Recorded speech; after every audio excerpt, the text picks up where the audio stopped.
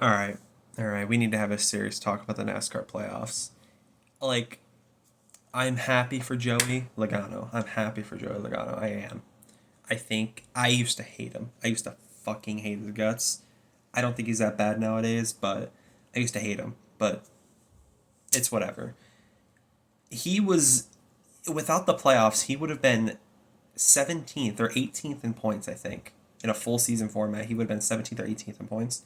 And he wins the championship. He got knocked out in the round of 12. But yet, because of Alex Bowman's disqualification, he gets in. And he just flukes his way straight through the playoffs to a championship. Like, I know he was just given the hand he was dealt, and he played it to perfection. I'll give him that. But, like, and not even to mention, Kyle Larson, Christopher Bell, and Chase Elliott, the top three guys in points, all didn't make the Final Four. None of them did. He Joey Logano had 7 or 8 top fives all year, and he just gets a championship because of that. Whereas people like Larson and Elliott were consistent all year long, and they just they just get the shaft because of the win and you're in format. I don't think the playoffs are necessarily a bad format. I just don't like the win and you're in system. I think the win and you're in system is dumb.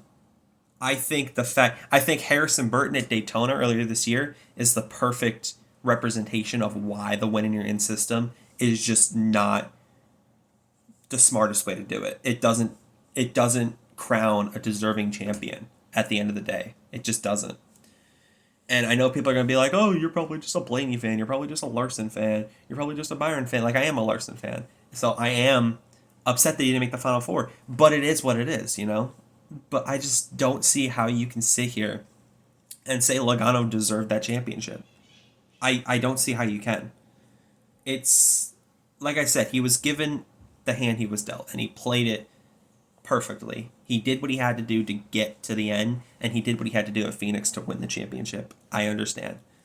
But you can't, there were at least 10 other guys. I can name 10 other people that deserved it more than Logano. Like Larson, Elliott, Blaney, Byron, Reddick, Hamlin, there's so many people that deserved it more than Logano did.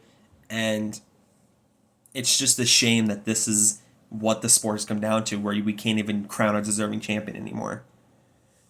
It's really sad to think about, but again, it is what it is. NASCAR probably won't change the format.